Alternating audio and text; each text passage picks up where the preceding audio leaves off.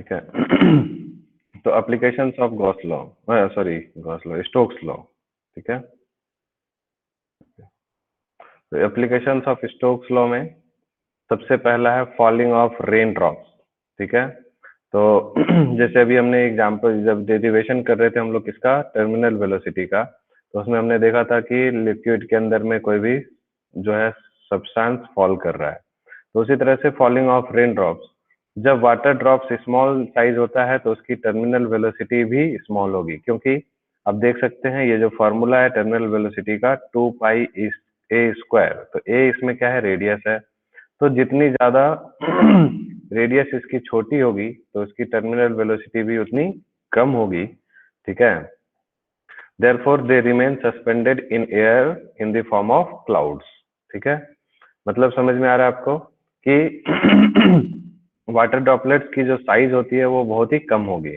अगर साइज कम है तो उसकी टर्मिनल वेलोसिटी भी कम होगी, और वेलोसिटी अगर कम है तो वो आराम से जो है एयर में क्या कर रहा है, सस्पेंडेड रहता है, ठीक है, in the form of clouds. तो इस वजह से क्लाउड्स का फॉर्मेशन में हेल्प करता है कौन, स्टोक्स लॉ। तो एमसीक्यू टाइप में क्वेश्चन आता है, ठीक है, कि which law is useful for the, या which law is applied in the formation of clouds. तो स्टोक्स लॉ आ जाएगा, ठीक है, बर्नौलीज प्रिंसिपल आ जाएगा, कुछ और भी जितने भी लॉज हैं वो सब 2-3 लॉज दे देंगे। तो इसमें आपको याद रखना स्टोक्स लॉ जो है फॉर्मेशन ऑफ क्लाउड्स में हेल्प मतलब अप्लीकेबल होता है, ठीक है। But as the drops combine and grow in size their terminal velocities increases because velocity is directly proportional to a square, ठीक है। समझ रहे हैं इस बात को आप? जैसे जैसे अगर ड्रॉपलेट जो है कंबाइन होंगे, एक ड्रॉपलेट दूसरे ड्रॉपलेट के साथ कंबाइन होंगे, तो उसका जो रेडियस है वो ज्यादा हो जाएगा, और ज्यादा होगा तो टर्मिनल वेलोसिटी क्या हो जाएगी, इंक्रीज हो जाएगी। और इस वजह से जैसे ही टर्मिनल वेलोसिटी बढ़ेगी तो फिर वो जो है क्या हो जाएगा, they start falling edge rain. तो आप समझ रहे हैं जो बारिश हो रही है उसमें भी फिजिक्स लग रहा है, कैसे कैसे। वाटर ड्रॉपलेट जो है पहले एयर में सस्पेंडेड है, ठीक है, किस वजह से, क्योंकि वो उसकी साइज कम होती है तो उसके ऊपर में फोर्स कम लगेगा, टर्मिनल वेलोसिटी कम होगी, इसलिए ये एयर में सस्पेंडेड है। लेकिन जब वो ग्रो करेगा साइज में, मीन्स 2 या 3 या 8-10 रेन ड्रॉप्स अगर आपस में कंबाइन करेंगे तो उसकी साइज बढ़ जाएगी, साइज बढ़ेगी तो टर्मिनल वेलोसिटी बढ़ेगी, टर्मिनल वेलोसिटी बढ़ेगी तो वो गिरना शुरू कर देगा, ठीक है, फॉलिंग एज रेन। समझ आया सबको? एनी प्रॉब्लम यहाँ तक? Yes sir. No sir.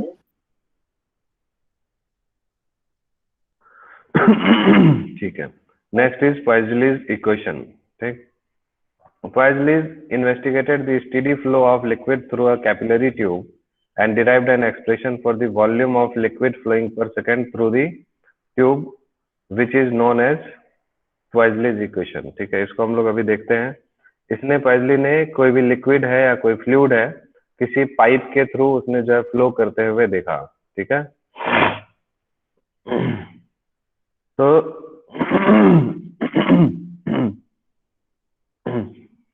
तो उसने जो है क्या किया, उसका रेट है ना, रेट ऑफ फ्लोइंग जो है, रेट ऑफ मतलब वॉल्यूम पर सेकेंड निकाला उसने, ठीक है, रेट ऑफ वॉल्यूम उसने देखा एक्सपेरिमेंटली कि किन किन बातों पर डिपेंड करता है। तो अमाउंट ऑफ या फिर volume of the liquid flowing per second is directly dependent on the 3 things. First is coefficient of viscosity, दूसरा कि length of the tube and radius of the tube, ठीक है, horizontal capillary tube of length L and radius, ठीक है। तो तो pressure पे भी होता है, उसको प्रेशर ग्रेडियंट, एक्चुअली लेंथ की जगह पे इसको प्रेशर ग्रेडियंट बोलते हैं, ठीक है। तो 3 बातें हैं, coefficient of viscosity, radius of tube and the pressure gradient that is P/L, ठीक है। So the volume of liquid flowing per second through the tube depends on 3 things। मतलब जैसे सपोज ये देखिए एक पाइप है, इसके थ्रू अगर लिक्विड फ्लो कर रहा है तो उसने ये देखा कि है ना, हर 1 सेकेंड में कितना वॉल्यूम ऑफ लिक्विड जो है इधर से या फ्लूइड जो है वो फ्लो करेगा। तो वॉल्यूम ऑफ फ्लूइड पर सेकेंड उसने कैलकुलेट करने की कोशिश करी।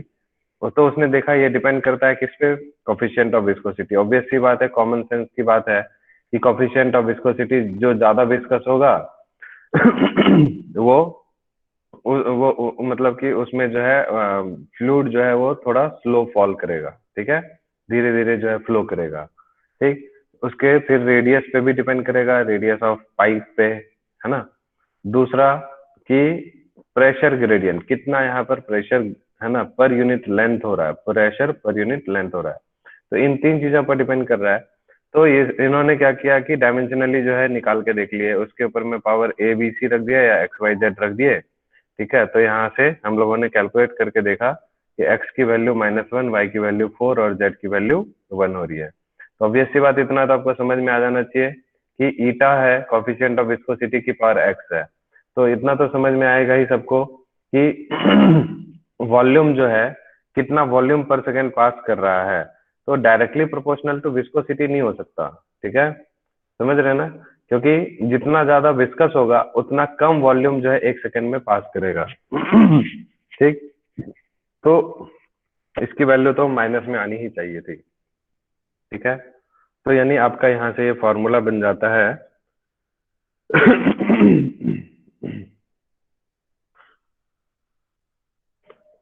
ठीक है, सो पॉइजली फॉर्मूला यहाँ से बन जाता है v इक्वस टू के ईटा की पावर -1 r की पावर 4 और p बाई एल की पावर 1। ठीक है, और यहाँ से p r4 ईटा इंटू एल, इस तरह से ये बन गया। ठीक है, और एक्सपेरिमेंटली ये देखा गया कि k की वैल्यू कितनी होती है, π/8 होती है। तो फाइनली जो है volume of fluid flowing per second is equal to pi PR4/8 eta into L. ये फॉर्मूला डिराइव हो गया। इस this is known as Poiseuille's equation. ठीक है, तो आपको इसमें बस बेसिकली क्या ध्यान में रखना है कि amount volume of substance flowing per second जो है 3 बातों पर डिपेंड करता है। एक कोफिशिएंट ऑफ विस्कोसिटी पे, दूसरा रेडियस ऑफ पाइप पे, और तीसरा, ठीक है, किस पे, प्रेशर ग्रेडियंट पे। ठीक है, इन तीनों ही चीजों पर डिपेंड करता है। ठीक है, और वहां से फॉर्मूला आप खुद से डिराइव कर सकते हैं। इधर वॉल्यूम का डायमेंशन रखेंगे, अपॉन में टाइम का डायमेंशन रखेंगे, और इधर इन सब का डायमेंशन रख के फॉर्मूला आप डिराइव कर सकते हैं। ठीक है, समझ में आ गया सबको? यहाँ तक कोई दिक्कत है? यहाँ तक कोई प्रॉब्लम है तो बताइए।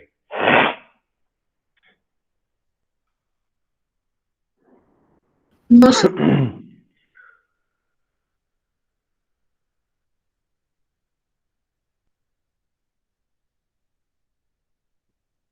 ठीक है, चलिए, so our next topic and the new topic is surface tension। ठीक है, आप लोगों ने पहले सरफेस टेंशन के बारे में सुना है कभी? What is surface tension? किसी ने?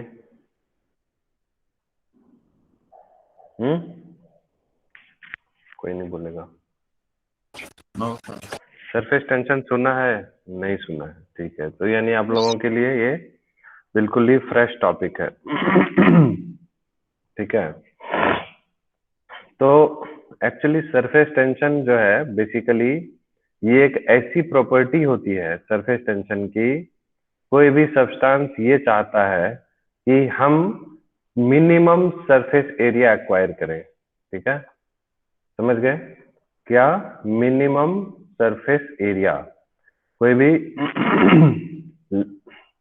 जैसे आपसे अगर कोई क्वेश्चन पूछेगा कि बताओ बच्चों, वाटर जो है, रेन जो है फॉल करता है नीचे की तरफ। ठीक है, रेनफॉल जो होता है उसमें क्या होते हैं, वाटर ड्रॉपलेट्स होते हैं। तो वाटर ड्रॉपलेट्स जो है स्फेरिकल ही क्यों होते हैं? क्यूब शेप में क्यों नहीं होता? सिलेंड्रिकल क्यों नहीं होता? क्यूबॉइड क्यों नहीं होता? ठीक है, तो आप क्या बोलेंगे? हेमिस्फेरिकल क्यों नहीं होता? हेमिस्फेरिकल तो खैर हो ही नहीं सकता, ठीक है, वो क्योंकि क्लोज्ड फिगर ही बनेगा। तो ये स्फेरिकल वाटर ड्रॉपलेट्स का शेप मालूम है ना सबको, कि नहीं मालूम है? कैसा होता पता है? सर। स्फेरिकल शेप होता है ना, ठीक है। तो स्फेरिकल शेप क्यों होता है? मालूम है किसी को? Why spherical in shape?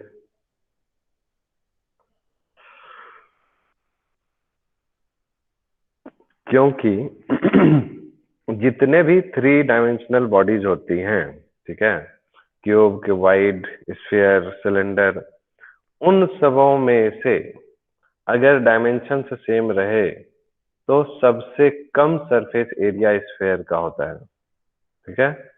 Surface area sphere का सबसे कम होता है, ठीक। और हर एक सब्सटेंस की ये प्रॉपर्टी होती है कि वो मिनिमम सरफेस एरिया एक्वायर करे, ठीक है।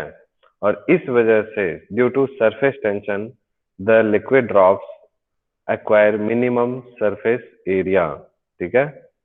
समझ में आया सबको? Minimum surface area, and this is why the sphere has minimum surface area, so it takes the shape of sphere.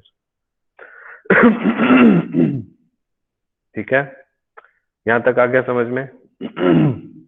चलिए, सो इसमें हम लोग बेसिकली छोटी छोटी बातें पहले पढ़ते हैं, फिर हम लोग सरफेस टेंशन को समझेंगे। सबसे पहला इसको समझने के लिए हम लोग ये जानते हैं इंटरमॉलिक्यूलर फोर्सेस। ये तो आप लोग केमिस्ट्री में बहुत सारा पढ़े हैं, व्हाट इज इंटरमॉलिक्यूलर फोर्सेस। कोई भी दो मॉलिक्यूल्स के बीच में जो फोर्स लगता है उसको हम लोग इंटरमॉलिक्यूलर फोर्स बोलते हैं। Agreed? Yes, sir. The force Yes, sir. Yes, sir. The force between two molecules of a substance is called intermolecular force, ठीक है। फोर्स बिटवीन टू मॉलिक्यूल्स, दो मॉलिक्यूल्स के बीच का जो फोर्स होता है उसको हम लोग इंटरमॉलिक्यूलर फोर्स बोलते हैं। And this intermolecular force is basically electric in nature, ठीक है। ये हम लोग को नया लग रहा होगा। कोई भी दो मॉलिक्यूल्स के बीच में जो फोर्स लगेगा वो इलेक्ट्रिक नेचर का होगा। एग्री और नॉट? हम्म। अरे देखो, Agree, sir. मॉलिक्यूल्स है ना, मॉलिक्यूल्स है, उसके वो किससे बना होता है? एटम्स। एटम्स के अंदर में क्या होता है? इलेक्ट्रॉन, प्रोटॉन, न्यूट्रॉन होते हैं। तो समझ रहे हैं ना कि दोनों के पास में इलेक्ट्रॉन, प्रोटॉन, न्यूट्रॉन है, तो ऑब्वियस सी बात है इनके बीच में जो फोर्सेस लगेंगे वो कैसा होगा? इलेक्ट्रिक नेचर का होगा। नहीं? अरे चार्जेज होंगे Yes, ना, दो sir. चार्जेज के बीच में फोर्स लग रहा है तो इलेक्ट्रिक नेचर का नहीं हुआ? ठीक है। So when distance between two molecules is greater, a force of attraction exists. अगर कोई भी दो मॉलिक्यूल्स के बीच में डिस्टेंस ज्यादा है तो यहाँ पर ये दोनों एक दूसरे को क्या करते हैं? अट्रैक्टिव फोर्स लगाते हैं। But when the intermolecular distance is less than it shows a strong repulsive force, ठीक है। अगर दो मॉलिक्यूल्स के बीच का डिस्टेंस क्या है? ज्यादा है, तो इसके न्यूक्लियस के अंदर में जो प्रोटॉन्स प्रोटॉन्स है ना, यहाँ पर प्रोटॉन प्रोटॉन होंगे, ठीक है, और बाहर में इलेक्ट्रॉन इलेक्ट्रॉन होंगे। तो इसके भी बाहर में इलेक्ट्रॉन, इसके बाहर में भी इलेक्ट्रॉन, ठीक है, आउटर मोस्ट में। तो आप देखिए कि ये इलेक्ट्रॉन एक दूसरे को क्या करेंगे? रिपेल करेंगे, ठीक है। तो आपको ध्यान में रखना है कि कोई भी दो मॉलिक्यूल, अगर दोनों मॉलिक्यूल्स के बीच का डिस्टेंस कम है तो रिपल्सिव फोर्स लगेगा, अगर ज्यादा है डिस्टेंस तो अट्रैक्टिव फोर्स लगेगा। यहां तक समझ में आ रहा है सबको? बोलिए। Yes, अरे बोलो। Yes, sir. ठीक है। सो नेक्स्ट, इंटरमॉलिक्यूलर जो फोर्स होता है ना, ये दो तरह के होते हैं। एक होते हैं कोहेसिव फोर्स और एक होता है एडेसिव फोर्स। ठीक है, ये सारे टर्म्स आप लोगों के लिए बिल्कुल न्यू है, इसलिए इसको ध्यान से समझते चलिए, ठीक है। अभी यूज होगा इसका आगे चल के। तो दो तरह के इंटरमॉलिक्यूलर फोर्स होते हैं, ये सब आपको केमिस्ट्री में भी जाके पढ़ना है। पढ़े हैं अभी तक या नहीं पढ़े हैं केमिस्ट्री में? no, sir. हम्म। हाँ आएगा अभी ये सब केमिस्ट्री में पढ़ने के लिए, ज्यादा केमिस्ट्री में ही ज्यादा यूज है, फिजिक्स में थोड़ा कम ही है, बस इसी चैप्टर में है थोड़ा, और कहीं और आगे भी है। सो दो तरह के इंटर मॉलिक्यूलर फोर्स होते हैं, एक होता है कोहेसिव और एक होता है एडहेसिव। कौन कौन सा हो गया? Cohesive and adhesive. तो आपको नाम से समझ में आ रहा होगा कि अगर बताइए सेम टाइप ऑफ सब्सटेंस के बीच में लग रहा होगा तो कौन सा फोर्स होगा, कोहेसिव या एडहेसिव? कोहेसिव। कोहेसिव, नाम से ही आपको समझ में आ रहा है, ठीक है।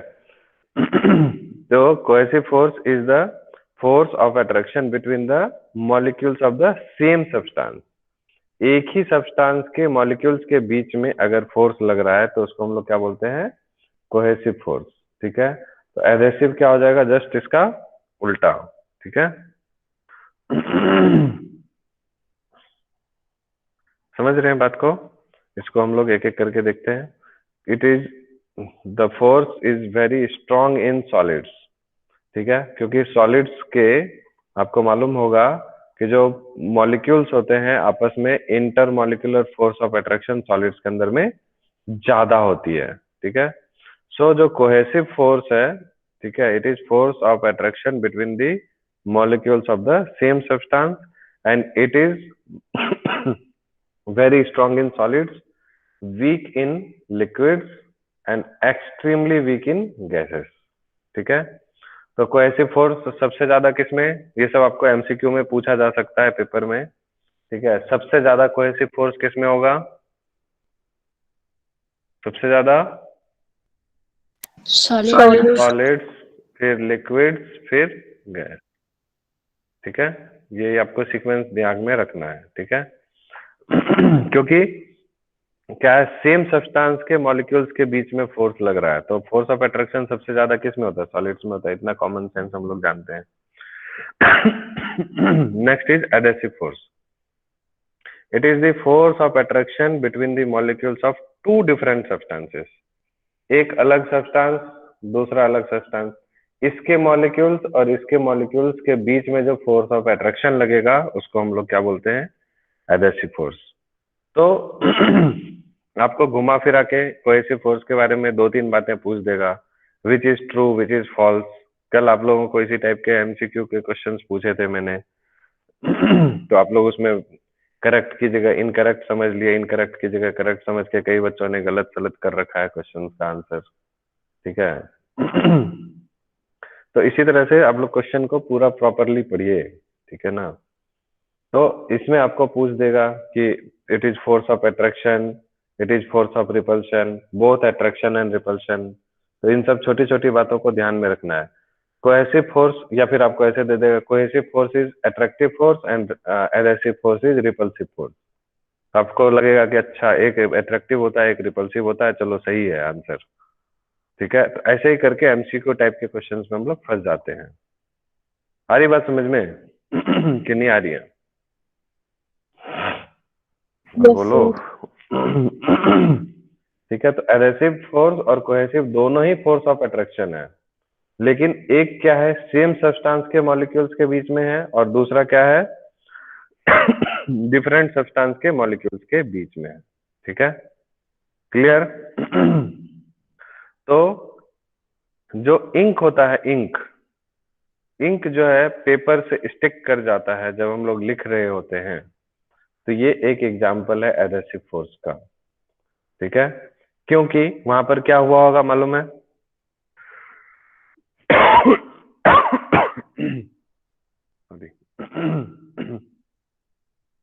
क्या हो रहा होगा उसमें? पता है आपको? Attraction between different substance. हाँ। इंक के मॉलिक्यूल्स और पेपर के मॉलिक्यूल्स के बीच में क्या लग रहा होगा? इंक और पेपर के मॉलिक्यूल्स के बीच में क्या लग रहा होगा? Adhesive force. हाँ, एडहेसिव फोर्स लग रहा होगा, फोर्स ऑफ अट्रैक्शन लग रहा होगा। इस वजह से ये जो है चिपक जाता है, एडहेसिव फोर्स इसमें लगने की वजह से। उसी तरह से फेविकॉल हो गया, गम हो गया, ये सब स्ट्रॉन्ग एडहेसिव प्रॉपर्टी शो करता है। समझ में आ रहा है सबको? तो ये जो फेविकॉल वगैरह जो आप कोई भी चीज को चिपकाते हैं, तो आप आज तक जो है जनरली इस बात को समझते थे अच्छा चिपकाना है चलो चिपका दिए, कभी दिमाग नहीं लगाए होंगे कि इसमें अच्छा को क्यों चिपक रहा है ये।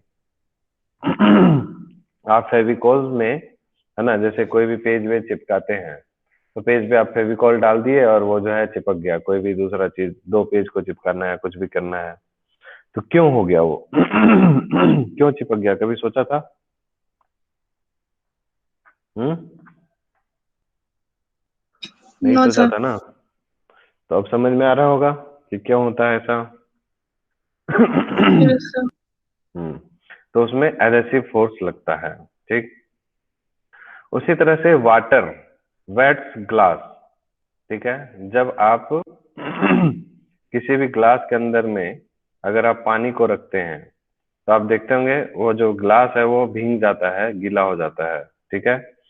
क्योंकि क्यों ऐसा, ये सब आपसे क्वेश्चन पूछा सकता है, वाई वाटर वेट्स ग्लास, ठीक है। तो because the cohesive force between the water molecules is less than the adhesive force between the water and glass molecules, ठीक है। समझ गए कि अगर देखिए वाटर मॉलिक्यूल्स है और ग्लास के मॉलिक्यूल्स हैं, तो क्या होता है कि वाटर मॉलिक्यूल्स के बीच में, वाटर मॉलिक्यूल्स के आपस में जो बीच में जो फोर्स लगेगा उसको हम लोग क्या बोलेंगे, कोहेसिव फोर्स। तो वाटर मॉलिक्यूल्स का जो कोहेसिव फोर्स है और वाटर मॉलिक्यूल और ग्लास मॉलिक्यूल्स के बीच में जो एडहेसिव फोर्स लग रहा है, तो उस दोनों फोर्स में से कोहेसिव फोर्स ज्यादा है एडहेसिव फोर्स से, ठीक है। बात समझ में आ रही है? जस्ट आप इमेजिन कीजिए कि अगर मान लीजिए ये वाटर का सरफेस है, ठीक है, सॉरी ये ग्लास है और इसके अंदर में वाटर है, तो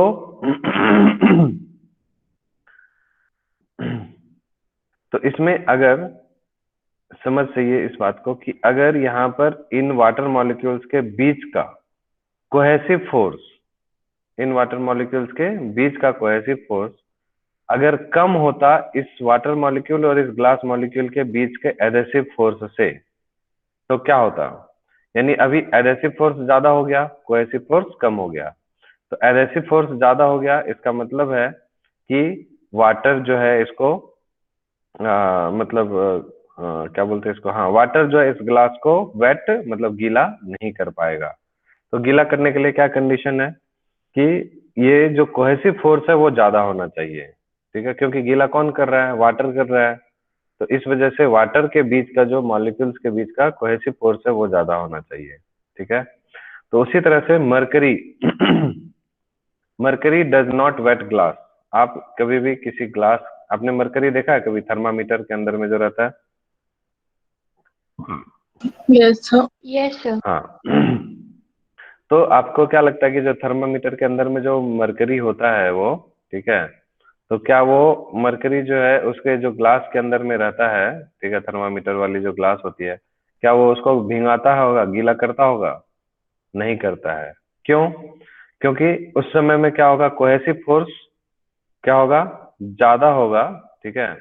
because the cohesive force between the mercury molecules is greater than the adhesive force between the mercury and the glass. अच्छा सॉरी, यहाँ पर सर मैंने गड़बड़ पढ़ा दिया था क्या थोड़ा? यहाँ पर कोहेसिव फोर्स कम होगा, एडहेसिव फोर्स ज्यादा होगा, ठीक है, गलत हो गया था। एक मिनट देखिए, once more I am repeating, शायद मैंने कुछ गलत बोला है, ठीक है। देखिए यहाँ पर अगर सपोज ग्लास है और इसके अंदर में वाटर है, ठीक है, अगर कोहेसिव फोर्स कम होगा, ठीक, कोहेसिव फोर्स कम होगा तो ये इसको वेट करेगा, ठीक है, एडहेसिव फोर्स से। और अगर कोहेसिव फोर्स ज्यादा होगा, ठीक है, एडहेसिव फोर्स से, तो ये इसको वेट नहीं कर पाएगा, ठीक है। क्लियर हुआ सबको? क्लियर है? अगर Yes, adhesive sir. Force, repeat कर रहा हूं, अगर कोहेसिव फोर्स और एडहेसिव फोर्स में से, ठीक है, कोहेसिव एडेसिव समझ में आ रहा है क्या बोल रहा हूं मैं? कोहेसिव किसके किसके बीच? वाटर मॉलिक्यूल्स के बीच। एडेसिव किसके बीच? वाटर और ग्लास के बीच। तो अगर कोहेसिव फोर्स कम हो गया एडेसिव से, यानी एडेसिव ज्यादा है, तो उस समय में वाटर जो है वो वेट करेगा ग्लास को, ठीक है? पानी उसको ग्लास को गीला करेगा, क्योंकि वहां पर कोहेसिव फोर्स कम है, एडेसिव फोर्स ज्यादा है, ठीक है? सोचने वाली बात है ना। देखिए देखिए, ये वाटर मॉलिक्यूल्स के बीच में कोहेसिव फोर्स है, और यहाँ पर जो है वाटर और ग्लास के बीच में एडेसिव फोर्स है। तो एडेसिव फोर्स ज्यादा है, तो अगर एडेसिव फोर्स ज्यादा है तो ये इसको क्या कर देगा? गीला कर देगा। अगर कोहेसिव फोर्स ज्यादा है तो इसके आपस में मॉलिक्यूल्स के बीच में फोर्स लग रहा है, तो ये इसके गीला क्यों करेगा? ये आपस में ही रहेगा, तो does not wet the glass. अभी भी क्लियर नहीं हुआ? अगर कोहेसिव फोर्स ज्यादा है तो हो गया वेट सर। नहीं करेगा, अगर कोहेसिव फोर्स कम है तो वेट करेगा। गीला करने के लिए एडेसिव ज्यादा होना चाहिए या कोहेसिव ज्यादा होना चाहिए? बोलिए। एडेसिव। कोहेसिव हाँ, कम होना चाहिए। अब क्लियर हुआ सबको? हाँ, कोहेसिव अगर कम है, एडेसिव ज्यादा है, तो वेट करेगा, गीला करेगा। और अगर क्या हुआ, कौन है?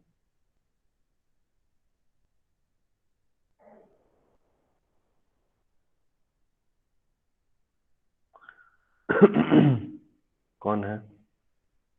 आर्या, क्या हुआ? आर्या, कुछ नहीं सर, भाई मस्ती कर रहा है।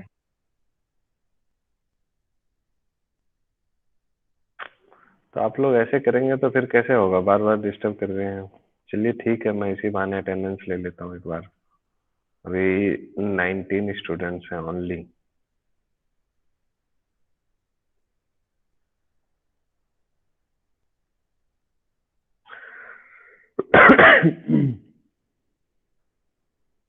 उपासना, आप काफी लेट कैसे आए?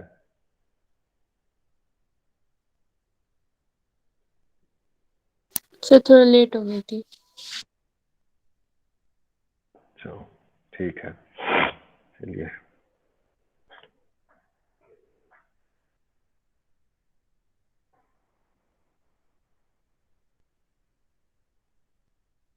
ठीक है, तो कोहेसिव और एडेसिव के बीच में आपको समझ में आ गया डिफरेंस क्या होता है?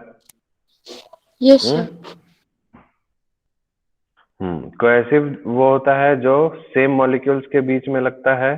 एडेसिव मतलब क्या बोलते हैं, सेम सब्सटेंस के मॉलिक्यूल्स के बीच में लगता है, और एडेसिव डिफरेंट सब्सटेंस के मॉलिक्यूल्स के बीच में लगता है, ठीक है? और हमेशा ये ध्यान में रखना है कि टू सब्सटेंसेस के बीच में, ठीक है? दो सब्सटेंसेस, टू मॉलिक्यूल, मतलब सेम सब्सटेंस के दो मॉलिक्यूल्स के बीच में कोहेसिव, डिफरेंट सब्सटेंस के टू मॉलिक्यूल्स के बीच में एडेसिव, ठीक है? अगर कोहेसिव फोर्स ज्यादा है एडेसिव से, तो वाटर जो है, लिक्विड जो है, ग्लास को वेट करेगा या नहीं करेगा? नहीं कोहेसिव करेगा। ज्यादा है तो नहीं करेगा। नहीं करेगा। और अगर एडेसिव ज्यादा है तो करेगा। करेगा, ठीक है? ठीक है। नेक्स्ट, सरफेस टेंशन, ठीक है? ये हमारा लिक्विड का। तो हम यहाँ पर क्या करते हैं, एक लिक्विड का एक सरफेस लेते हैं और उस पर एक हम इमेजिनरी लाइन कंसीडर करते हैं, ठीक है?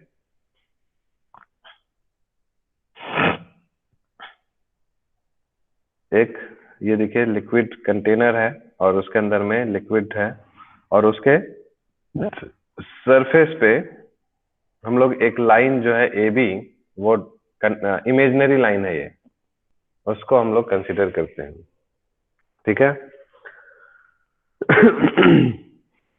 तो अभी जो है लिक्विड जो है रेस्ट में है, और उसको हम लोग एक मानते हैं स्ट्रेच्ड मेम्ब्रेन की तरह, in order to acquire minimum surface area. तो surface tension is the property of free surface of a liquid at rest, ठीक है? अगर कोई भी लिक्विड रेस्ट में है, ठीक, तो ये एक ऐसी प्रॉपर्टी है कि किसी भी फ्री सरफेस की एक ऐसी प्रॉपर्टी जो behave like a stretched membrane in order to acquire minimum surface area. ये अभी आपको मैंने बताया ही था कि हर एक फ्री सरफेस ये चाहता है कि हम मिनिमम सरफेस एरिया एक्वायर करें, और इसी प्रॉपर्टी को हम लोग सरफेस टेंशन बोलते हैं। तो इसकी डेफिनेशन है कि surface tension is defined as the force per unit length acting perpendicular on an imaginary line drawn on the liquid surface tending to pull the surface apart along the line। ये एक line है, इसके ऊपर में ये देखिए opposite directions में ये फोर्स, ये फोर्स, ये फोर्स, ये फोर्स, ये फोर्स, ये परपेंडिकुलर फोर्सेस हैं, ठीक है, जो इसको मतलब एक दूसरे से दूर करना चाहते हैं, पुल अपार्ट, ठीक है। And that force, this force per unit length, ये जो L है, ठीक है, length L AB, so surface tension is defined as the force per unit length. ये फोर्स कैसा है? Acting perpendicular on an imaginary line drawn on the liquid surface. Liquid surface पे ये फोर्स परपेंडिकुलर होना चाहिए on the imaginary line and that tending to pull the surface apart along the line, ठीक है। तो ये इसकी डेफिनेशन समझ में आ गया सबको? तो सरफेस टेंशन का फॉर्मूला क्या हो गया? जनरली इसको हम लोग एस से डिनोट करते हैं, तो टी से भी कर सकते हैं, एस से कर दीजिए तो ज्यादा अच्छा है। तो this is force per unit length. तो हम लोग चैप्टर 1 में जब डायमेंशन यूनिट्स एंड डायमेंशन पढ़ रहे थे चैप्टर 2 में, तो वहां पर हम लोगों ने सरफेस टेंशन के बारे में पढ़ा था, तो सिर्फ उसका हम लोग डायमेंशन निकालते थे उस समय में। फॉर्मूला आप समझ में आ गया? This is force per unit length. Force का होता है न्यूटन और लेंथ का मीटर, तो न्यूटन पर मीटर इसकी एसआई यूनिट हो गई। और इसका डायमेंशनल फॉर्मूला फोर्स का होता है कितना?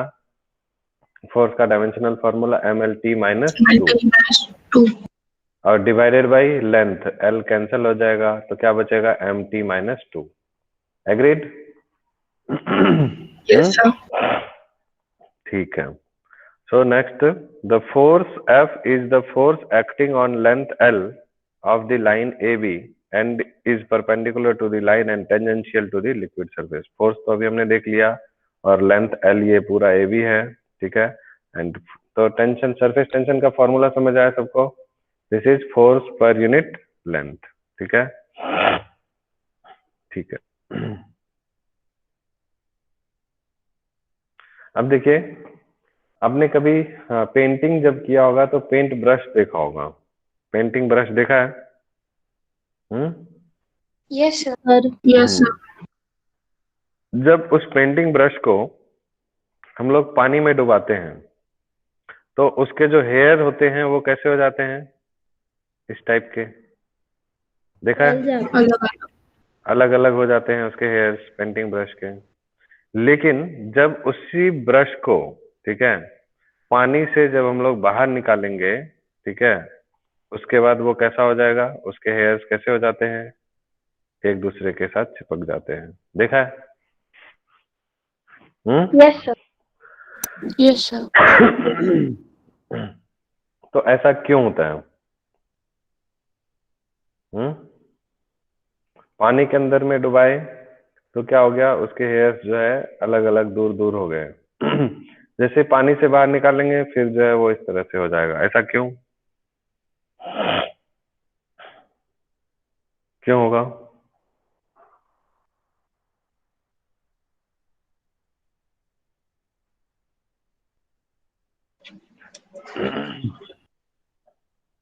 देखिए क्या होता है, जैसे ही उसके अंदर में उसको हमने पानी से बाहर निकाला, ठीक है, तो पानी से बाहर निकाला तभी उसके अंदर में थोड़ा बहुत पानी रहता है, ठीक है, हल्का हल्का पानी की तो बूंदे रहेंगी उसमें। तो उन उसमें जो पानी का जो फ्री सरफेसेस है, इसका ब्रश का जो फ्री सरफेस है उस पे जो पानी है, ठीक है, वो उसके सरफेस टेंशन की वजह से, ठीक है, ये अभी हमने देखा था सरफेस टेंशन की प्रॉपर्टी होती है कि वो चाहता है कि वो मिनिमम सरफेस एरिया एक्वायर करे। तो इस वजह से वो फ्री सरफेस ये चाहता है यहाँ पर देखिए पानी के अंदर में फ्री सरफेस नहीं है, वो पानी के प्रेशर की वजह से जो है ये अपना ये हो गया। जैसे बाहर निकला पानी को फ्री सरफेस मिला, जैसे फ्री सरफेस मिला अब यहाँ पर सरफेस टेंशन की प्रॉपर्टी आएगी, वो चाहेगा अपने एरिया को मिनिमाइज करना, एरिया को मिनिमाइज करना चाहेगा तो क्या होगा, कॉन्ट्रैक्ट होगा और इस तरह से शेप ले लेगा। आगे बात समझ में? सो ये भी जो रीजन है वो किसका रीजन है, क्यों क्यों होता है, सरफेस एरिया मतलब सरफेस टेंशन की वजह से, ठीक है। So when a sieving needle, ठीक है, is gently placed on the water surface, it floats. The water surface below the needle gets depressed slightly, ठीक है। जो नीडल होता है सुई, ठीक है, तो जैसे उसको हम लोग वाटर के सरफेस पे रखेंगे, ठीक है, तो ये क्या होगा, तैरने लग जाएगा। And water surface below the needle gets depressed slightly, इस तरह से, ठीक है, ऐसा ये यहाँ पर थोड़ा सा डिप्रेशन हो जाता है, ठीक है। And the force of surface tension acts tangentially, ये जो है यहाँ पर सरफेस टेंशन, ये जैसे यहाँ पर आया तो इस पे टेंजेंशियल ये फोर्स और ये फोर्स, तो इन दोनों की वजह से ये दोनों जो टेंजेंशियल फोर्स है, इस दोनों का रिजल्टेंट क्या होगा, ऊपर की तरफ होगा और ये इसके वेट को बैलेंस करेगा और इस वजह से नीडल जो है वो फ्लोट करने लग जाएगा, ठीक है, समझ गए। तो needle floats on water, it is also due to the surface tension, ठीक। अब देखिए next, molecular theory of surface tension. ये सब छोटी छोटी बातें हैं, पेपर में नहीं आएगा, बट ये कॉन्सेप्ट क्लियर होगा तभी जाके आप सरफेस टेंशन को अच्छे से समझ पाएंगे, ठीक है। तो यहाँ पर देखिए दो मॉलिक्यूल्स हैं, एक यहाँ पर P पॉइंट पर है और एक Q पॉइंट पर है, ठीक है।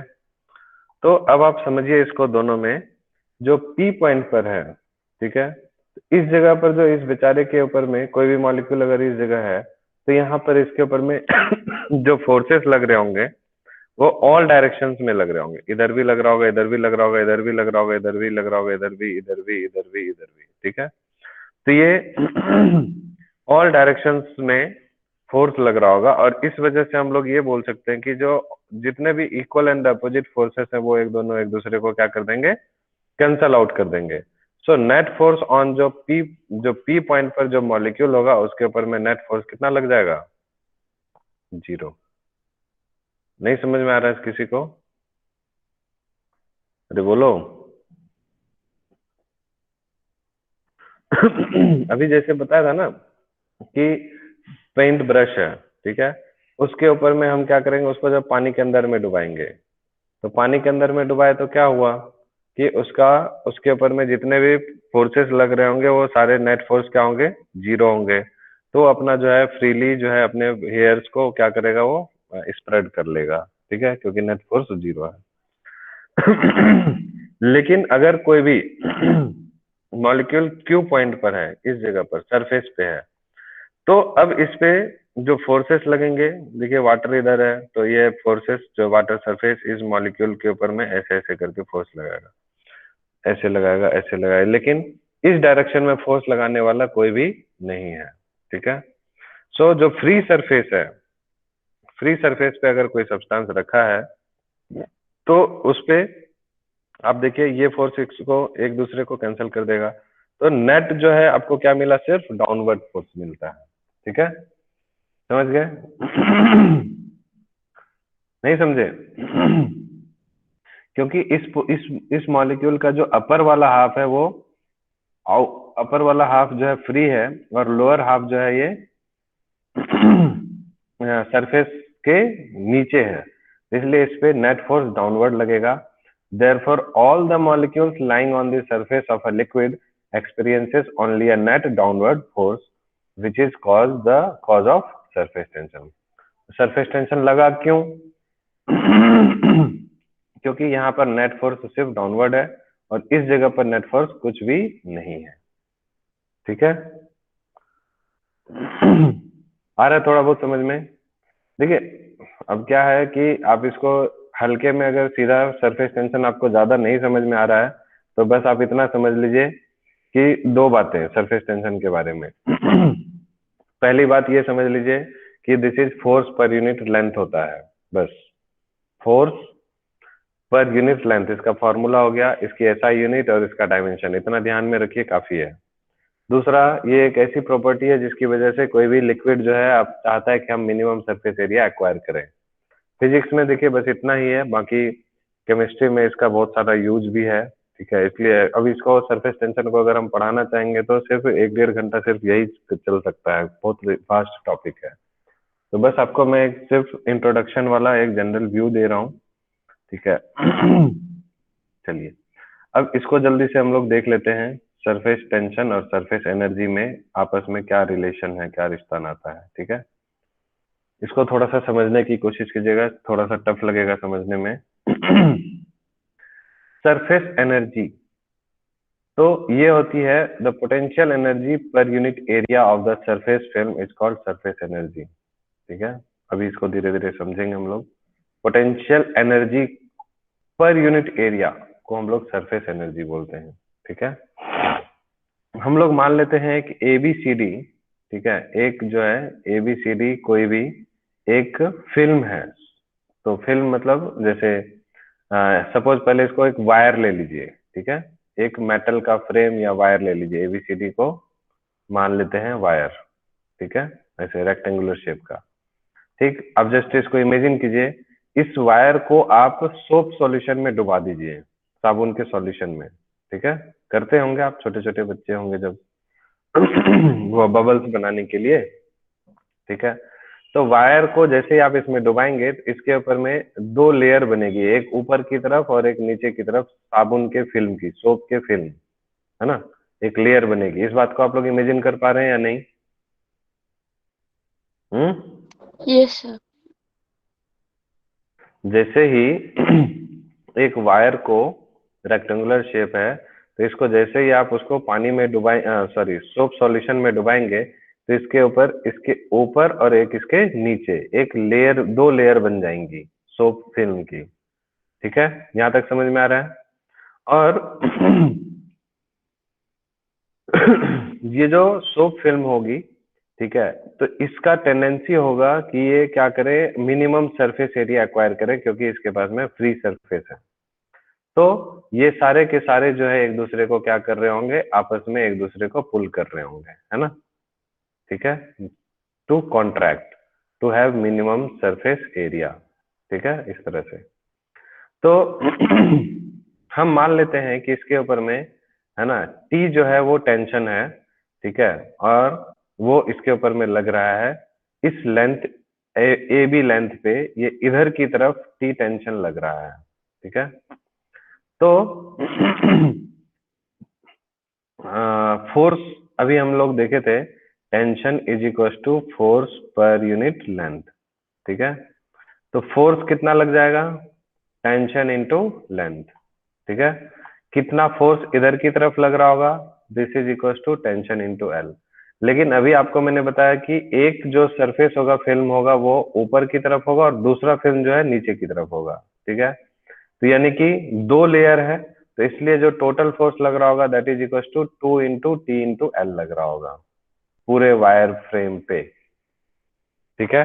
जिस फोर्स की वजह से ये अपने आप को कॉन्ट्रैक्ट कर रहा होगा, टेंशन, सरफेस टेंशन की वजह से। इतना समझ आ रहा है सबको यहाँ तक? Yes sir. हाँ या नहीं? ठीक है। तो 2 इंटू टी इंटू एल के फोर्स से जो है ये अंदर की तरफ जा रहा है। तो इस वजह से अगर हम चाहते हैं सपोज इसको उधर नहीं ले जाके अपोजिट डायरेक्शन में इसको जो है एक्सटेंड करना है, ठीक है, तो हम लोगों को भी इतना कुछ ना कुछ वर्क डन करना पड़ेगा, and that work done is equal to कितना, force into displacement.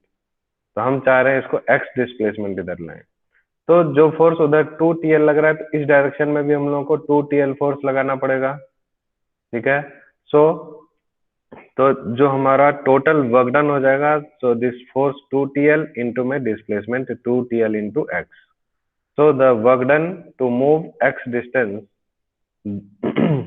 Work done to move the wire A B, है ना, वायर पोर्शन ए बी को अगर हम लोग इस डायरेक्शन में लेके जा रहे हैं, तो हम लोगों को एक्स डिस्टेंस मूव कराने में 2TL इंटू एक्स जो है फोर्स वर्क डन करना पड़ेगा। And that work done per unit area तो work done per unit area, area हमारा क्या होता है लेंथ इंटू ब्रेथ, तो लेंथ इसकी कितनी है l, और ब्रेथ इसको हम लोग कितना लेके जा रहे हैं x, और ये दोनों लेयर में हो रहा है तो इसलिए क्या हो जाएगा 2lx, तो एरिया इसका कितना हो गया 2lx। ठीक है, तो जब आप इस वर्कडन को 2lx से डिवाइड कर देंगे तो वर्कडन कितना था 2TLX और divided by this work done is equal to 2TLX, उसमें 2lx को डिवाइड कर देंगे तो सिर्फ और सिर्फ क्या बचेगा टेंशन बचेगा। ठीक है, so this tension is equal to surface energy, क्योंकि इसकी डेफिनेशन क्या थी the potential energy per unit area.